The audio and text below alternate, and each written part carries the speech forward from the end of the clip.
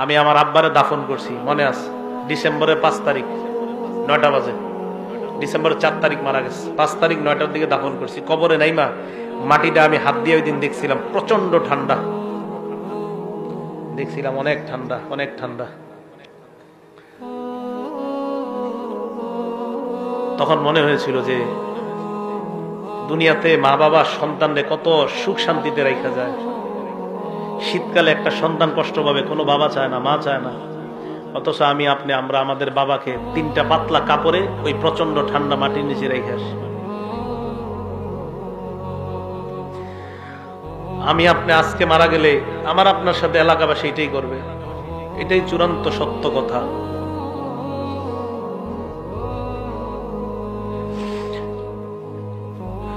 মারা যাওয়াটাই চূড়ান্ত সত্য কথা, মারা থেকে কেউ বাঁচতে পারবে না।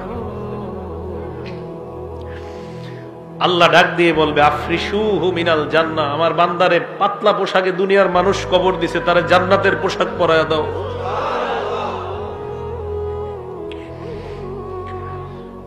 কে জানে আমার আপনার নসিবে এই পোশাক আছে কিনা।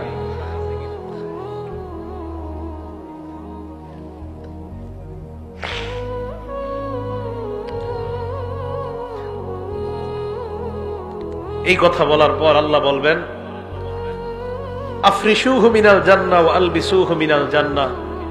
প্রথমে বলবেন আমার বান্দার কবরটা জান্নাতের বিছানা বিছায়া দাও।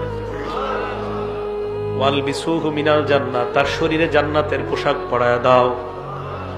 এরপর বলবে ওয়াফতাহু লাহু বাবান ইলাল জান্নাহ, তার কবর থেকে জান্নাত পর্যন্ত একটা দরজা খুলে দাও, কবর থেকে যেন জান্নাতের নিয়ামতগুলা দেখতে পায়। জান্নাতের দরজা খুলে দেওয়ার পর বান্দা তাকায় দেখবে জান্নাতের হুররা নাচানাচি করতেছে। ওই বান্দার মন চাইবে হুর স্পর্শ করার জন্য। আল্লাহ বলবে নামকানাউ মাতিল আরুস, বান্দা তুমি থামো, বাসর রাতের দুলার নেই তুমি ঘুমিয়ে যাও। লা ইউকিযুহু ইল্লা আহাব্বা আহলিহি, বাসর রাতে ফজরের আজান হয়ে গেলে তোমার প্রিয়তমা ছাড়া তোমাকে অন্য কেউ জাগ্রত করার মতো ঘরে কেউ থাকে না। কবরের মধ্যে তুমি আসছো, এই জায়গায় তোমার প্রিয়তমা নাই, প্রিয়তমা নাই। ইমানদার, আমি আল্লাহ তোর প্রিয়তম হয়ে গেলাম। কিয়ামতের মাঠে আমি তোকে উঠাবো।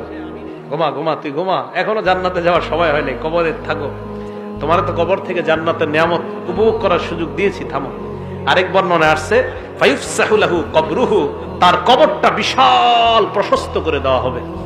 মাদ্দা বাসরিহি, তার দৃষ্টি যতটুকু যায় এই পরিমাণ প্রশস্ত করে দেওয়া হবে। প্রিয় ভাইয়ারা, জামির দিয়ার ভাইয়ারা, আমার আপনার কবরটা, আমার আপনার মৃত্যুটা, আমার আপনার কবরটা যেন এমন কবরই হয়। আমি আপনাদের জন্য দোয়া করবো, আপনারা আমার জন্য দোয়া করবেন। কে মারা যায় এটা নিশ্চিত বলা যায় না আমি জান্নাতি, নিশ্চিত বলা যায় না আপনি জান্নাতি, নিশ্চিত বলা যায় না আমি জাহান্নামী, নিশ্চিত না আপনি জাহান্নামী। কত কিছু ভাবেন যে কত বড় হুজুর সামনে বসছে, কিন্তু আমি যদি জান্নাতি না হই কি লাভ হবে বলেন আমার এই সার্টিফিকেটের।